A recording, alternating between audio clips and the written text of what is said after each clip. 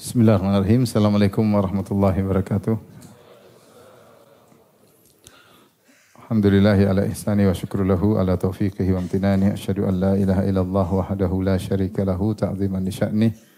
Wa asyhadu anna Muhammadan abduhu wa rasuluhu da'ila ridwani. Allahumma salli alaihi wa ala alihi wa ashabihi wa ikhwani. Hadirin hadirat yang rahmati Allah Subhanahu wa taala, kita masih bahas tentang bab fitnah ya. Maja'a fil fitan, tentang fitnah-fitnah, bagaimana cara kita mensikapinya yang benar, karena kalau kita salah bersikap bisa menjerumuskan kita dalam dosa-dosa besar ya. Bahkan sampai pertumpahan darah gara-gara fitnah ya. Paling tidak fitnah juga menyebabkan kalau kita terjun dalamnya bisa menimbulkan ghibah, namimah dan lain-lain. Maka seorang harus memiliki sikap yang benar dalam menghadapi fitnah yang terjadi di sekitarnya. Pada pertemuan lalu telah kita bahas tentang macam-macam fitnah. Kita masuk pada hadis an Ibni Amr qala, dari Ibni Amr radhiyallahu anhuma qala kunna ma'an Nabi sallallahu alaihi wasallam fi safarin. Suatu hari kami bersama Nabi dalam safar. Fanazalna manzilan. Kami lalu mampir di suatu tempat. Faminna man yuslihu khiba'ahu. Di antara kami ada yang perbaiki kemahnya, bikin kemah. Wa minna man yantadil, di antara kami ada yang latihan manah ya. Wa minna man huwa fi jasyarihi, di antaranya ada yang ngurus hewan tunggangannya. Demikian kalau orang lagi safar mampir masing-masing dengan kesibukannya. Idnada munadi Rasulillah, tiba-tiba ada tukang seru Rasulullah menyeru as-salatu jami'ah. As-salatu jami'ah itu panggilan untuk berkumpul untuk salat. Biasanya karena ada salat kemudian ada pengumuman.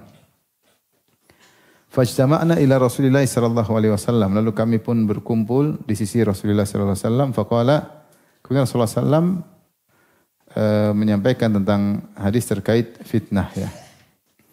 Innahu lam yakun nabiyyun qabli illa kana haqqan alaihi an yadulla ummatahu ala khairi ma ya'lamuhu lahum. Bahwasanya tidak ada seorang nabiku sebelumku kecuali wajib baginya untuk menunjukkan kepada umatnya kepada apa yang terbaik yang dia ketahui untuk mereka. Wa yunzirahum syarra ma ya'lamuhu lahum, dan memperingatkan mereka atas keburukan yang dia ketahui. Itu Nabi menyampaikan seluruh kebaikan dan memperingatkan seluruh keburukan yang dia tahu. Wa inna ummatakum hadhihi ju'ila afiyatuha fi awwaliha, dan umat kalian ini dijadikan keselamatannya di awalnya. Wa sayusibu akhiraha bala'un wa umurun tunkirunaha, dan pada akhir umat ini akan ditimpa dengan bala, yaitu bencana dan perkara-perkara yang kalian mengingkarinya. Wa taji'ul fitnatu fayuraqqiqu ba'dhuha ba'dhan, maka akan datang fitnah-fitnah, maka sebagian akan melembutkan, meringankan sebagian yang lain. Wa taji'ul fitnatu fayaqulul mu'min, datang fitnah kemudian seorang mukmin berkata, hadhihi muhlikati, inilah fitnah akan membinasakan aku. Tsumma tankashif, kemudian fitnah tersebut sirna.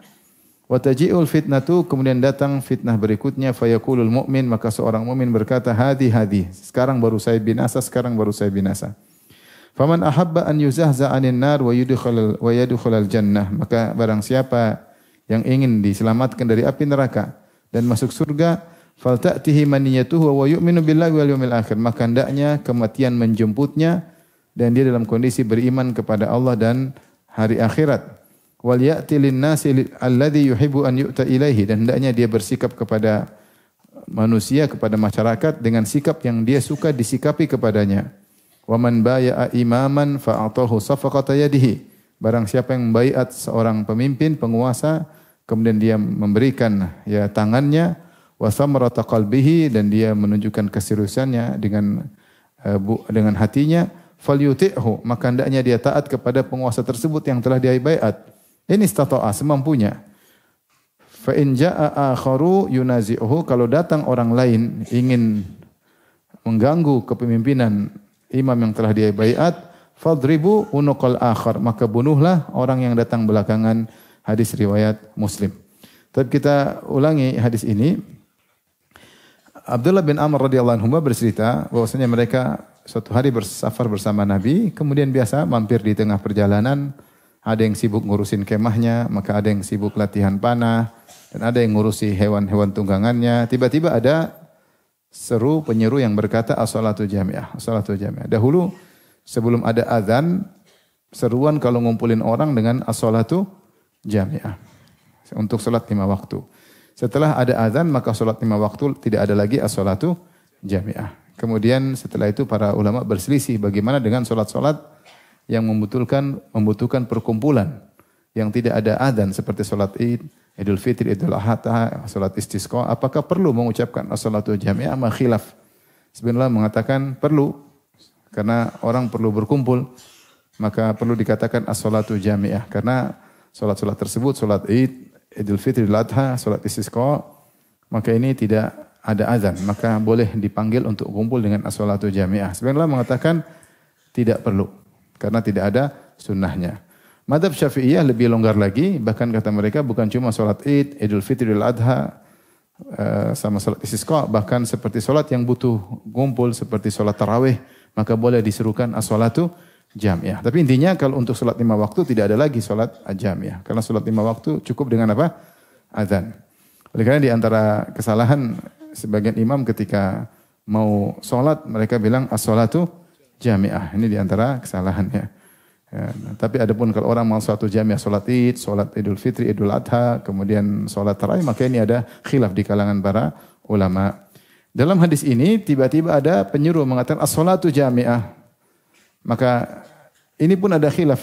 Apakah mereka dipanggil hanya sekedar untuk perkumpulan saja? Karena as-salatu jami'ah maknanya kumpul atau ada solat ketika itu. Sebenarnya mengatakan tentu ada solat. Setelah itu baru Rasulullah kasih nasihat. Wallahu alam. Intinya ini seruan untuk berkumpul. As-salatu jami'ah, maka berkumpullah fajtama'na ila Rasulillah. Ada yang mengatakan, sebenarnya mengatakan as-salatu jami'ah jadilah suatu perkataan untuk mengumpulkan. Isyarat untuk mengumpulkan meskipun bukan untuk salat, Sebagian ulama mengatakan ini tentu untuk salat karena ada lafal as-salatu jami'ah, baru setelah itu Rasulullah kasih nasihat. Khilaf di kalangan para ulama. Kemudian Abdullah bin Amr bin As radhiyallahu anhu berkata, "Fajtama'na ila Rasulillah, kami pun berkumpul menuju Rasulullah sallallahu. Kemudian Rasulullah kasih wejangan. Rasulullah mengatakan, Innahu lam yakun nabiyyun qabli. Tidak ada seorang nabi pun sebelumku kecuali wajib baginya untuk menyampaikan kepada umatnya kebaikan yang dia tahu. Tidak boleh ada kebaikan yang dia sembunyikan. Semua kebaikan yang dia tahu dia beritahukan secara terperinci atau secara kaidah. Makanya Islam sudah sempurna, ya.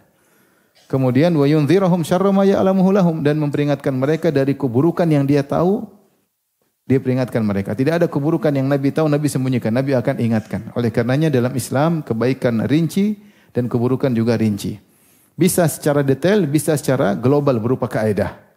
Oleh karena Islam adalah agama yang sempurna dari sisi penunjukan kebaikan maupun dari sisi peringatan terhadap keburukan. Dan Allah berfirman, Al-yawma akmaltu lakum dinakum. Pada hari ini telah aku sempurnakan bagi kalian agama kalian. Dan ini termasuk ayat-ayat yang terakhir turun kepada Nabi ketika Nabi sedang haji wada. Ketika di Padang Arafah turunlah ayat ini yang menunjukkan agama Islam sudah sempurna sehingga tidak perlu lagi kita membutuhkan ajaran dari luar, ya, baik filsafat Yunani maupun yang terkait dengan agama, enggak perlu karena agama Islam sudah sempurna dari segala sisi. Sisi akidah, sisi ibadah, sisi akhlak, sisi muamalah, peraturan baik peraturan di keluarga, bertetangga, bermasyarakat sampai bernegara, semua sudah lengkap. Tidak ada kebaikan sekecil apapun kecuali sudah Nabi sampaikan baik secara detail ataupun secara kaidah. Ya, demikian juga tidak ada keburukan kecuali Nabi sudah peringatkan baik secara terperinci maupun secara apa? Kaidah.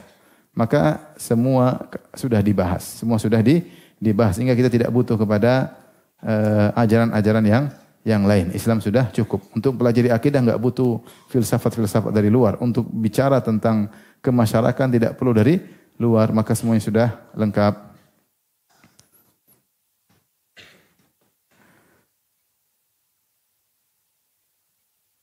Makanya kalau ada yang melakukan bid'ah, kita bilang itu bid'ah yang kau lakukan itu.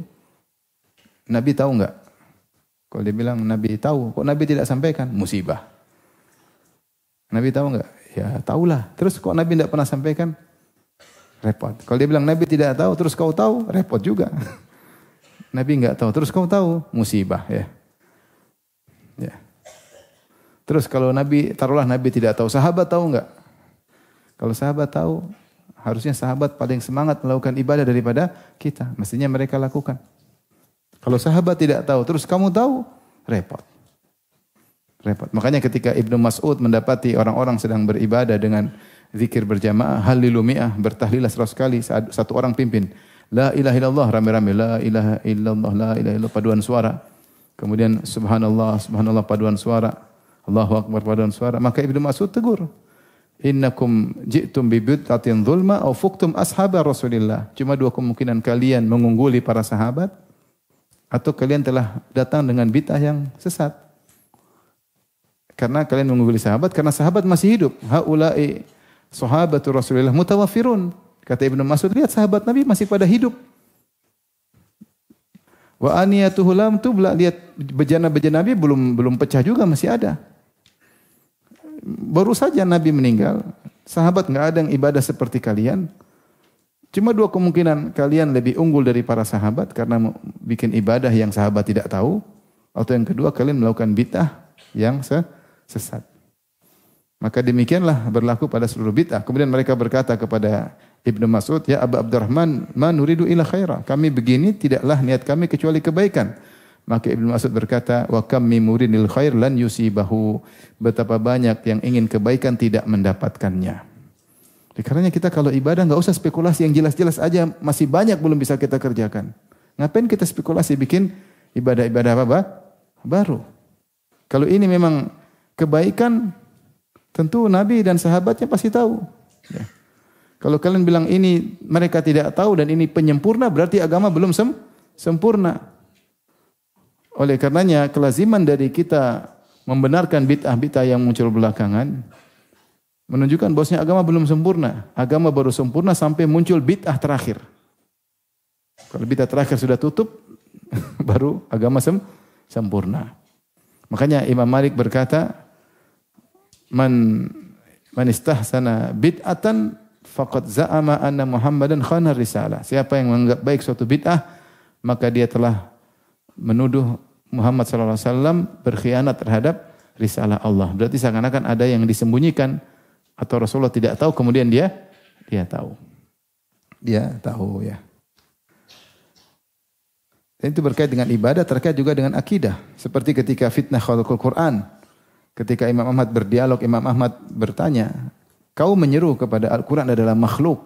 Apakah Rasulullah pernah menyerukannya? Tidak pernah. Taib setelah Rasulullah, apakah Abu Bakar pernah menyuruh umat untuk berkeyakinan Al-Quran itu makhluk? Tidak juga. Taib Umar? Tidak juga. Utsman? Tidak juga. Ali? Tidak juga. Harus gimana? Lantas ngapain kau serukan sesuatu yang Nabi, Abu Bakar, Umar dan Utsman tidak pernah menyerukannya? Ini akidah ini tidak ada di zaman Nabi dan para sahabat. Kenapa sekarang tiba-tiba kau serukan? Itulah bid'ah. Ada bid'ah di zaman ini yang di zaman Nabi tidak ada. Tapi sekarang menjadi wajib. Contoh bid'ah tahlilan. Tahlilan tidak ada. Nabi tidak pernah tahlilan. Istrinya, anak-anaknya, sahabat-sahabatnya meninggal. Sahabat, ribuan sahabat. Enggak ada yang tahlilan seperti model sekarang. Hari pertama 2, 3, 4, 7, 40, 100, 1000 ya. Bikin makanan rame-rame. Tidak pernah juga. Tidak ada ya. Kemudian tidak ada di zaman Nabi, tidak ada di zaman para sahabat, tidak ada di zaman 4 imam mazhab. Tidak ada, tiba-tiba sekarang jadi wajib. Meskipun tidak dikatakan wajib secara lisan, tetapi secara hal, secara kondisi, seakan-akan hukumnya apa? Wajib. Buktinya kalau orang tidak melakukan dicela. Bahkan sebagian diboikot. Jadi gimana sesuatu yang zaman Nabi tidak ada, sekarang dibilang apa? Wajib. Gimana pertanggungjawaban kita di hadapan Allah? Mau pakai dalil apa? Kita bilang wajib. Oh enggak, kita enggak mewajibkan. Tapi kondisi menunjukkan apa? Wajib. Kalau tidak dilakukan, kau tidak sayang sama orang tuamu, kau kubur seperti kubur kucing, kau gini, dicela. Ya, jadi kan wajib namanya. Wajib. Jadi seorang terkadang melakukan bid'ah, dia tidak memikirkan konsekuensinya. Ya. Padahal Nabi mengatakan tidak ada seorang Nabi pun kecuali menyampaikan seluruh kebaikan yang dia tahu. Dan peringatkan umatnya dari seluruh keburukan yang dia tahu. Islam sempurna dari sisi penjelasan kebaikan dan dari sisi penjelasan keburukan. Secara detail atau secara kaidah. Akhirnya kalau sudah dilakukan bid'ah, sunnah hilang. Sunnahnya orang kalau meninggal kita bantu, kita yang bawa makanan.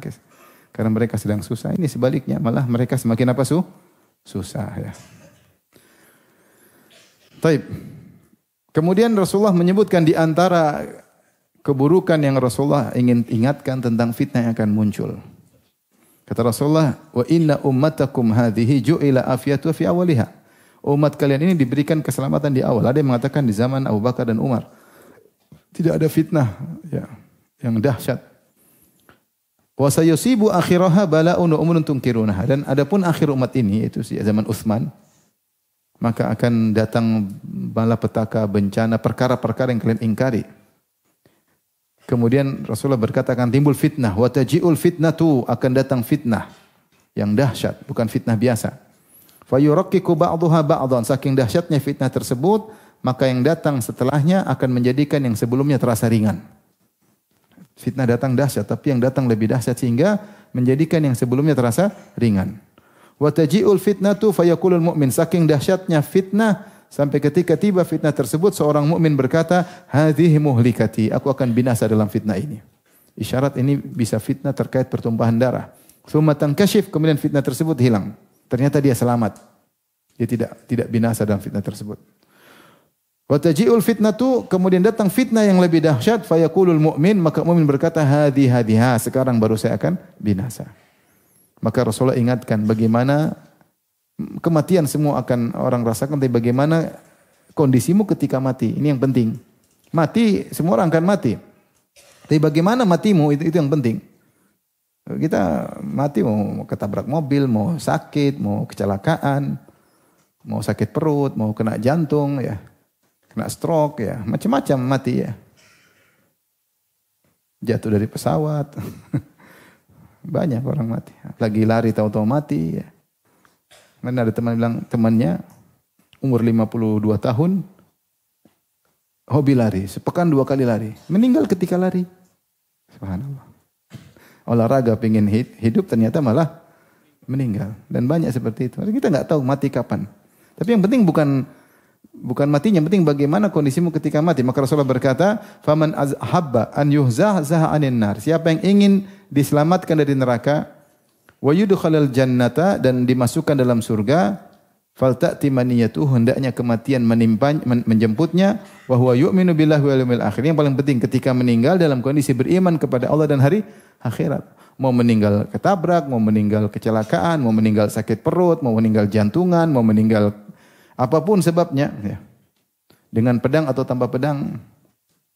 Man lam yamut bisayfin mata bi ghairihi. Ta'addadatil asbab wal mautu wahid. Siapa yang tidak meninggal karena pedang akan mati karena lainnya. Sebab banyak tapi semuanya mengantarkan kepada kematian.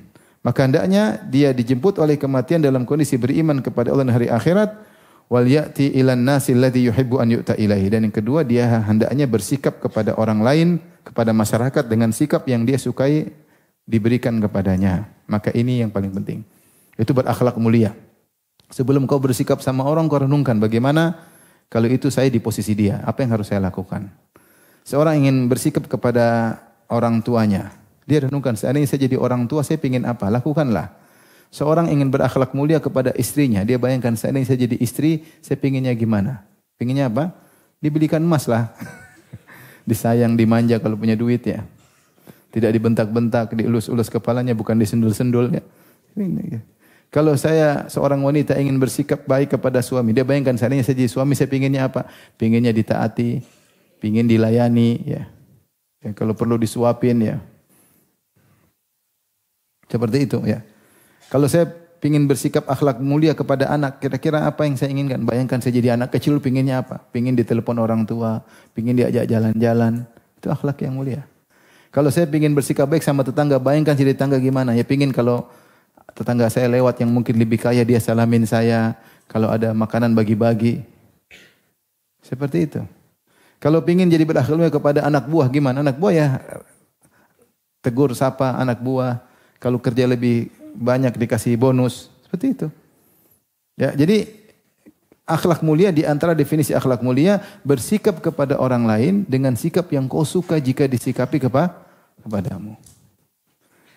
Kalau ingin berbakti sama orang tua apa? Berbakti sama orang tua. berikan yang kenali apa keperluan orang tua. Orang tua pengen gini kasih orang tua. Tahu kebiasaan orang tua harus kenal. Anak yang cerdas tahu hobinya orang tuanya apa. Dia harus ngerti.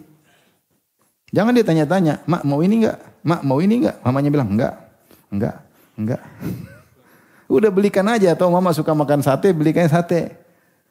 Bosan nak, kalau bosan ganti lagi cari yang lain. Kenali kesenangan orang tua, jangan tanya-tanya. Karena orang tua kadang-kadang sungkan mau bilang iya, malu dia. Kasih aja. Orang tua ada gitu. Ini enggak, tapi akhirnya dia makan juga. Dia segan. Makanya saya pernah sering sampaikan ada seorang baru sadar selama ini dia ternyata kurang baik sama ayahnya. Ketika dia sudah tua, anaknya sering bilang, "Abi mau makan ini?" Enggak, padahal dia pingin. "Abi mau begini?" Enggak. Dia sadar ternyata dulu dia juga begitu. Harusnya hadirkan saja. Ya. Oleh karenanya kalau ingin berakhlak mulia, bayangkan kita pada posisi orang tersebut, kira-kira dia sukanya apa, kita lakukan. Ya, sama pembantu, sama supir, sama siapapun. Ya.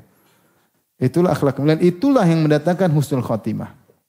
Iman kepada Allah dan hari akhirat, aplikasinya dengan akhlak yang mulia kepada orang lain.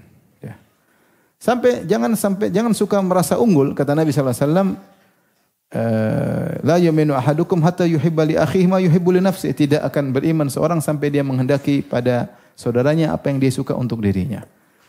Ibnu Rajab ketika menafsirkan firman Allah dalam syarah hadis Madhi Bani Ja'ian, ketika menafsirkan firman Allah Subhanahu wa taala, tilka darul akhiratu naj'aluha lil ladzina la yuriduna uluwan fil ardi wala fasada. Itulah surga kami siapkan kepada orang yang tidak ingin ketinggian di dunia. Yaitu tidak ingin dia bersendiri dalam keutamaan tersebut. Dia ingin dia sendirian. Dia ingin dia yang ustadz paling top sendiri. Dia ingin dia yang paling diunggulkan semuanya. Tidak. Kalau dia ingin semua orang seperti dia. Di antaranya inilah tanda husnul khatimah. Wal ya'ti ilan nas alladhi yuhibbu an yu'ta ila. Sebagaimana kau suka kau dikenal orang sehingga orang mengambil manfaat darimu, orang juga biarin aja. Biar aja orang juga seperti dirimu, kau senang biar orang bisa ambil manfaat, biar dia juga bisa diambil manfaat dari orang lain. Sebagaimana kau suka pengajian rame, kau juga senang kalau yang lain juga pengajian apa? Rame. Adapun muncul dalam diri, pingin saya sendiri yang paling rame, pingin saya sendiri yang paling terkenal, pingin saya sendiri yang paling heboh, pingin saya sendiri yang paling. Ini bukan akhlak yang mulia. Ini berarti ingin ulu fil ard. Tilka darul akhiratu naj'aluha lil ladzina la yuriduna uluwan fil ard. Itulah surga kami siapkan bagi orang yang tidak ingin ketinggian, tidak ingin bersendirian dalam keistimewaan. Ya, kita berpacu tapi kita ingin orang juga seperti, kalau kita dapat kebaikan kita ingin saudara kita juga seperti apa? Seperti kita, ya. Adapun kita ingin hebat sendiri, maka ini bukan husnul khatimah. Orang seperti ini tidak bukan husnul khatimah. Dan orang seperti ini tidak dapat surga. Sebagaimana ditafsirkan oleh Ibnu Rajab Al-Hambali. Kemudian Rasulullah ingatkan tentang fitnah yang mungkin menimbulkan pertumpahan darah. Karena fitnah mungkin menimbulkan pertumpahan darah. Kata Nabi, "Waman baya'a imaman." Siapa yang baiat imam, fa'ata safqata yadihi, kemudian dia sudah serahkan tangannya. Tentunya tidak semua orang baiat kepada imam secara langsung. Perwakilan-perwakilan, rakyat hanyalah mengikuti. Ya. Ahlul hil wal aqd, ya, ini seluruh orang-orang pembesar-pembesar, mereka yang perwakilan-perwakilan masyarakat, mereka yang membaiat imam. Adapun rakyat mengikuti. Wa thamaratu qalbi, dan sudah memberikan buah hatinya, itu dia sudah menunjukkan keseriusannya, loyalnya. Falyuti'hu in istata'a, maka hendaknya dia taat kepada penguasa tersebut semaksimal mungkin. Fa in ja'a akhar, kalau ada orang yang lain ingin merebut kekuasaan yang pertama, ya, yunazi'uhu fadribu unuqal akhar, ingin ganggu pemimpin yang pertama, kata Nabi, bunuhlah yang kedua. Karena kalau tidak dibunuh akan terjadi kerusakan. Maka dibunuh ini dari bab kaidah irtikabu akhafid dararain, melakukan kemudaratan yang paling ringan demi untuk menolak kemudaratan yang lebih besar. Ya. Di depan kita ada dua kemudaratan. Kita biarkan orang kedua sehingga umat Islam terpecah dua, akhirnya terjadi dua kubu besar, akhirnya bunuh-bunuhan. Ini kemudaratan pertama. Kemudaratan kedua, kita bunuh saja yang baru muncul ini, sehingga yang meninggal cuma sedikit. Ketika keduanya tidak bisa dihindari, maka ditempuh kemudaratan yang ringan untuk menolak kemudaratan yang besar. Maka Rasulullah suruh bunuh yang kedua. Paham? Nah. Jadi seorang tahu menempatkan diri ketika terjadi fitnah. Terjadi fitnah. Para ulama mencontohkan seperti Waqa'atul Harrah ya, ketika di Madinah ketika sekelompok orang memberontak kemudian melepaskan ketaatan dari Yazid bin Muawiyah karena dianggap melakukan kefasikan. Maka Ibnu Umar tidak mau. Ibnu Umar bilang, kita gimana? Sampai Ibnu Umar datang kepada pemimpin mereka, salah seorang diangkat jadi pemimpin untuk memberontak. Maka Ibnu Umar datang kepada dia. Kemudian orang tersebut mengatakan, bentangkan, itu beri penghormatan kepada Ibnu Umar, silakan duduk. Ibnu Umar, saya datang bukan untuk ini. Saya datang untuk mengingatkan kepada engkau tentang hadis Nabi SAW. Yaitu siapa yang sudah baiat harusnya dia taat, tidak boleh memberontak. Selama orang tersebut tidak kafir. Yazid bin Muawiyah masih tertuduh fasik ketika itu. Masih tertuduh apa? Fasik, bukan tertuduh kafir. Maka Ibnu Umar tidak memberontak. Akhirnya mereka memberontak. Akhirnya Yazid mengirim pasukan, akhirnya dihabisi oleh pasukan Yazid bin Muawiyah. Terlepas mana salah mana benar, tetapi aturan menyatakan bahwasanya kita kalau sudah baiat kita tidak boleh berkhianat. Maka Ibnu Umar bertahan ketika itu, bahkan menasihati. Taib. Kemudian hadis berikutnya, walahu an Abi Hurairah radhiyallahu anhu, itu dalam sahih ya. Dari Abu Hurairah radhiyallahu anhu dalam sahih Muslim, marfu'an, secara marfu'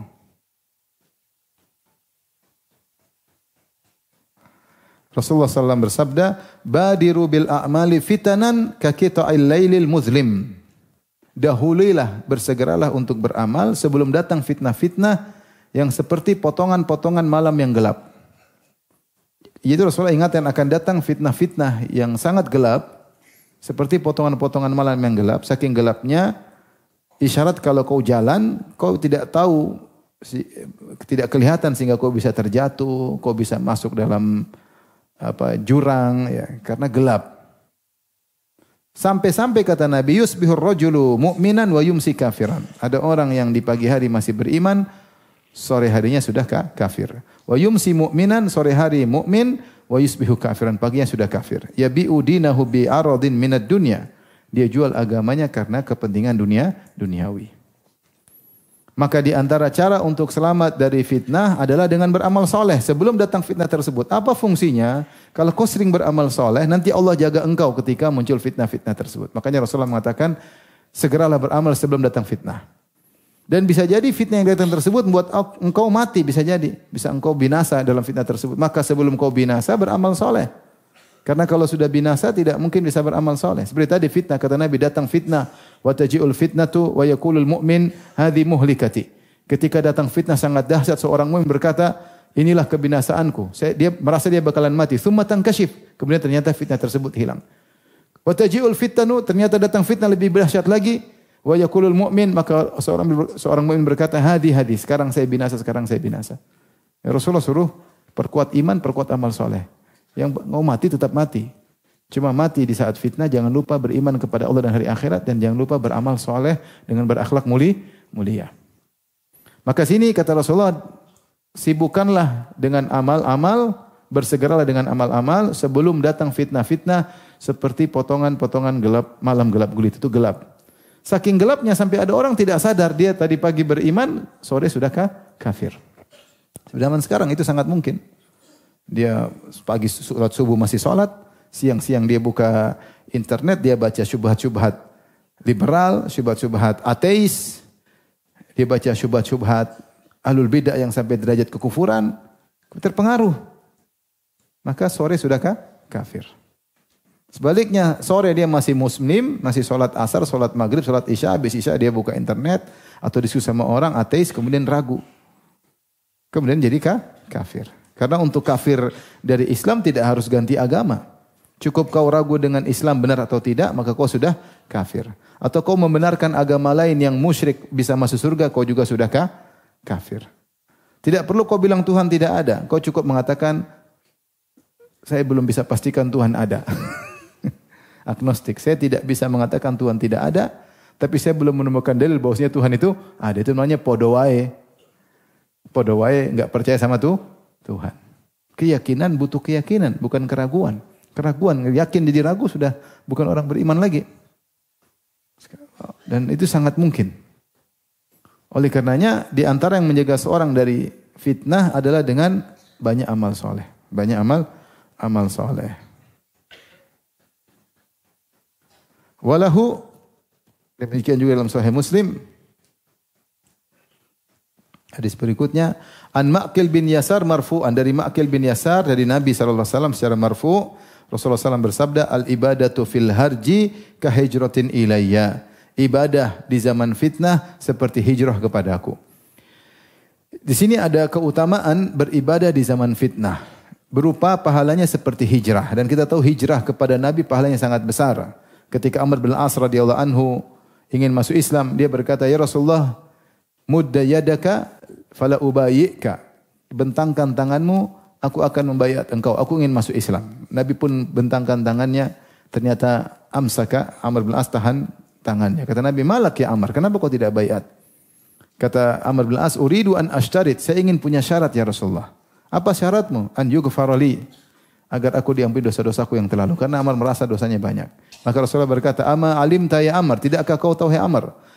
Annal Islam yahdimu ma kana qablahu. Islam, kalau kau masuk Islam akan menghapuskan dosa sebelumnya. Wa anna taubata tajubu ma kana qablaha. Taubat akan menghapuskan dosa sebelumnya. Wa annal hijrata, bahwasanya hijrah akan menghapuskan dosa-dosa sebelumnya. Dan haji pun demikian. Maka hijrah luar biasa pahalanya, ya. Dan Rasulullah sering menyebut al-asib innal ladzina amanu wal ladzina hajaru wa jahadu. Allah menggandengkan iman, hijrah sama jihad, ya. Kaum muhajirin mulia dengan sifat, dengan lakop gelar muhajirin. Apalagi hijrahnya kepada Rasulullah, bukan hijrah sembarang. Rasulullah mengatakan ibadah di tengah-tengah fitnah seperti hijrah dari Mekah menuju Madinah. Luar biasa. Pahalanya besar. Kenapa bisa demikian? Kata para ulama, karena ketika musim fitnah, banyak orang tidak ibadah. Orang sibuk dengan fitnah, tenggelam dalam fitnah, atau komentarin fitnah, atau mengikuti perkembangan fitnah. Kalau enggak terjun dalam fitnah, atau ikuti perkembangan apa? Fitnah, atau ngomentari fitnah, atau menganalisa apa? Fitnah. Jadi habis waktunya, kapan mau ibadah? Sehingga benaknya, pikirannya berputar pada fitnah yang tidak ada habis-habisnya. Nah, tiba-tiba ada orang tidak ikut itu, dia sibuk ibadah luar biasa. Dia tidak seperti kebanyakan orang, dia sibuk ibadah, di saat itu ibadah pahalanya luar biasa. Kemudian dikatakan hijrah karena dia meninggalkan suatu demi menyelamatkan agamanya. Apa itu hijrah? Hijrah itu meninggalkan tempat tinggal untuk menyelamatkan agama. Para sahabat dulu meninggalkan Mekah. Padahal di situ kampung halamannya, di situ rumahnya, di situ pekerjaannya, di situ keluarganya. Tinggalin supaya agama selamat. Kabur bawa lari agama daripada menetap akhirnya fitnah. Nah, sama orang kalau masuk fitnah agamanya bisa rusak. Maka dia tinggalkan fitnah tersebut untuk ibadah seperti berhijrah kepada Nabi sallallahu alaihi wasallam. Jadi ada kemiripan, yaitu meninggalkan sesuatu karena sesuatu. Meninggalkan fitnah untuk ibadah seperti berhijrah kepada Rasulullah sallallahu alaihi wasallam. Dan ada makna lain bahwasanya hijrah itu biasanya meninggalkan sesuatu yang menyenangkan. Dunianya dia tinggalkan demi untuk selamat agamanya. Maka seorang ketika meninggalkan fitnah, bukankah nonton fitnah menyenangkan? Adakah fitnah yang tidak menyenangkan? Semua menyenangkan. Fitnah wanita menyenangkan, fitnah politik menyenangkan, fitnah syahwat menyenangkan, fitnah musik menyenangkan, fitnah semua enak ditonton. Tonton, dikomentari, diikuti perkembangan. Tapi dia tinggalkan semua itu, sibuk beribadah. Ibadahnya di zaman seperti itu seperti hijrah kepada Rasulullah sallallahu alaihi wasallam. Makanya kita renungkan kalau lagi kesalahan fitnah, lihat medsos, mikir-mikir ini fitnah bukan. Kalau fitnah tinggalin aja deh. Mending baca Quran. Baca Quran. Kalau enggak ibadah lain, telepon silaturahmi, telepon ibu, telepon kakak, telepon adik. Kalau enggak nonton yang bermanfaat, tinggalin itu semua. Sibuk beribadah dengan ibadah apapun yang bisa kita lakukan sehingga kita tidak tenggelam dalam fitnah. Kalau tenggelam dalam fitnah akhirnya asyik keterusan. Kemudian hadis berikutnya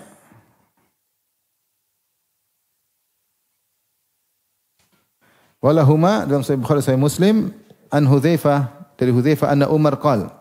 Dari Hudzaifah bahwasanya Umar radhiyallahu anhu berkata, Umar sedang kumpul sama sahabat, Umar berkata, ayyukum yahfadhu qaulan Nabi sallallahu alaihi wasallam fil fitan? Siapa di antara kalian yang hafal hadis Nabi, perkataan sabda Nabi tentang fitnah? Faqultu ana. Kata Hudzaifah, saya ya Umar, Amirul Mukminin. Ini di zaman Amirul Mukminin Umar. Faqala hat, kata Umar, ayo sebutkan hadis apa tentang fitnah. Fa innaka alaihi lajari, kau berani menyebutkan hadis tentang fitnah.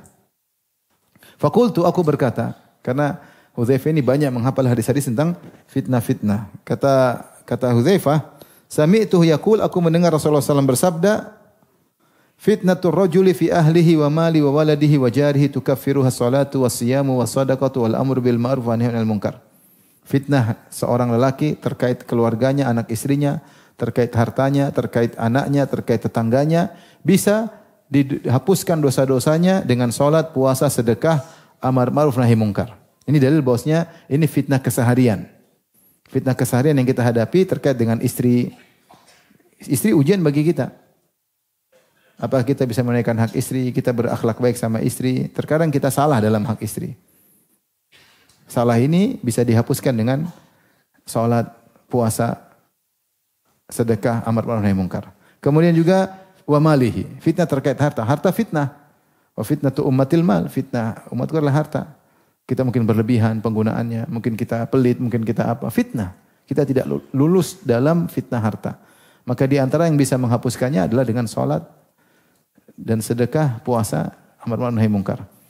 Fitnah terkait anak, seorang terfitnah dengan anaknya, harusnya dia didik, harusnya dia arahkan, harusnya dia penuhi kebutuhannya. Ya mungkin dia ada kurang, tidak menunaikan hak anaknya. Atau dia terbawa oleh anaknya, terlalu manjakan anaknya, sehingga anaknya akhirnya salah didikan, atau dia akhirnya gara-gara anaknya dia malas bersedekah. Ini fitnah terkait anak. Sehingga muncul dosa-dosa, dia tidak lulus dari fitnah tersebut. Maka dosa-dosanya bisa diampuni dengan salat, puasa, sedekah, amar ma'ruf nahi munkar. Fitnah terkait tetangganya, tetangga juga fitnah. Kita enggak pernah sapa, enggak pernah menunaikan hak tetangga, enggak pernah cek-cek bagaimana kondisi kesehatannya. Enggak tahu dia lapar atau kenyang, cuekin aja. Masing-masing sibuk dengan dirinya. Akhirnya kita tidak lulus dalam menyikapi tetangga. Dosa kita. Nah dosa ini bisa dihapuskan dengan salat, puasa, sedekah, amar ma'ruf nahi munkar. Ini fitnah, tapi fitnah keseharian yang setiap orang mengalaminya. Belum tentu kita bisa mensikapi istri dengan baik, anak dengan baik, harta dengan baik, tetangga dengan baik. Sehingga kita berdosa karena tidak lulus dalam menghadapi fitnah ujian tersebut. Maka Umar berkata, "Laisa hadza uridu." Saya bukan pingin fitnah biasa-biasa begini. Ini bukan yang saya tanya kepada engkau wahai Hudzaifah. Innama uridu allati tamuju ka maujil bahri, tapi saya tanya kepada engkau tentang fitnah yang bergejolak seperti ombak di lautan, fitnah besar. Faqultu malaka walaha ya Amirul Mukminin, apa urusanmu dengan fitnah tersebut? Inna bainaka wa baina baban mughlaqan, sungguhnya antara engkau dengan fitnah yang dahsyat tersebut ada pintu yang menghalangi. Yaitu Hudzaifah yang berkata, engkau tidak bertemu dengan fitnah tersebut, ngapain tanya-tanya? Itu fitnah belakangan. Karena Rasulullah mengatakan, Inna hadhil ummah ju'ilat afiyatuha fi awaliha. Umat ini dijadikan kenyamanannya di awal. Zaman Abu Bakar, zaman Umar tidak ada fitnah. Tetapi muncul di zaman siapa? Utsman radhiyallahu anhum. Maka Hudzaifah berkata, apa urusanmu dengan fitnah yang dahsyat tersebut? Antara engkau dengan munculnya fitnah yang dahsyat tersebut ada pintu. Faqala, Umar bertanya, yuftahul babu am yuksar? Itu pintu yang menghalangi antara aku dengan fitnah tersebut. Terbuka sehingga muncul fitnah atau hancur sehingga tidak bisa tertutup lagi. Kata Hudzaifah, bal yuksar. Pintu tersebut dihancurin. Maksudnya kalau sudah muncul fitnah enggak berhenti. Beda kalau pintu tersebut bisa ditutup, ya tutup lagi, fitnahnya enggak datang, berhenti. Tapi ketika pintu tersebut dirusak, maka tidak akan pernah tertutup, muncul fitnah tersebut berkelanjutan. Ini terjadi pada zaman Utsman, nanti akan kita singgung. Qala dzalika ajdaru alla yuglaq. Kalau gitu tidak akan tertutup lagi pintu penghalang tersebut. Fa qultu li Hudzaifah, "Akana Umar ya'lamu manil bab?" Maka sang perawi berkata, "Apakah Umar tahu siapa yang dimaksud dengan bab pintu tersebut? Penghalang antara dia dengan fitnah?" Qala na'am. Kama ana duna ghadin al-lailah, sebagaimana selain siang adalah malam ya. Sebelum besok adalah malam ini. Yaitu penghalang antara kita dengan besok adalah malam. Kalau malam lewat maka tiba besok hari. Ini haditsu hadisan laisa bil aghalid. Aku menyampaikan kepadanya hadis yang bukan merupakan kesalahan. Fahibna an nas'alahum manil bab, kami segan untuk bertanya kepadanya siapa yang dimaksud dengan bab. Qulna li Masruq, kami bertanya kepada Masruq sang perawi di atasnya, is'alhu. Maka Masruq tanyakanlah kepada Hudzaifah. Fasa'alahu, aku bertanya kepada Hudzaifah, siapa yang dimaksud dengan pintu? Faqala Umar. Umar itulah pintu itu sendiri. Ya, ketika Umar meninggal, maka akan datang fitnah-fitnah yang tidak akan pernah berhenti lagi. Ya. Maka ini menunjukkan bahwasanya fitnah bertingkat-tingkat dan ada fitnah keseharian. Fitnah keseharian tadi, fitnah istri, fitnah anak, fitnah harta, fitnah apa lagi? Fitnah wanita, fitnah medsos, itu fitnah sehari-hari. Kalau mau selamat fitnah medsos, kuotanya jangan diperpanjang kuotanya. Selamat fitnah medsos. Kalau selamat fitnah anak, enggak punya anak. Kalau punya anak pasti ada fitnah apa? Anak. Kalau pengen selamat punya istri, jomblo melulu. Terkena fitnah yang lain. Semua ada resiko ya. Semua ada resiko. Pengen enggak ada fitnah tetangga, jangan bertetangga. Ya, enggak lah, kita bertetangga ya. Itu fitnah tidak bisa kita hindari, harus kita hadapi. Tapi tadi alhamdulillah solusinya dengan salat, sedekah, puasa, dosa-dosa yang terkait dengan fitnah tersebut bisa diampuni. Tapi ini fitnah yang dahsyat, fitnah yang tidak biasa. Berarti fitnah ada dua model. Dalam hidup ini demikian, kita ada fitnah keseharian, ada fitnah yang dahsyat yang menghadang kita. Disitulah kita butuh lebih dekat kepada Allah, lebih bertakwa kepada Allah agar bisa lolos dari fitnah tersebut, ujian-ujian kehidupan. Nah, para ulama menjelaskan adalah dengan wafatnya fitnah tersebut, wafatnya Umar. Kemudian setelah itu wafatnya Utsman bin Affan ya. Utsman bin Affan radhiyallahu taala anhu. Secara singkat, Utsman bin Affan radhiyallahu anhu kayaknya enggak cukup waktu 5 menit.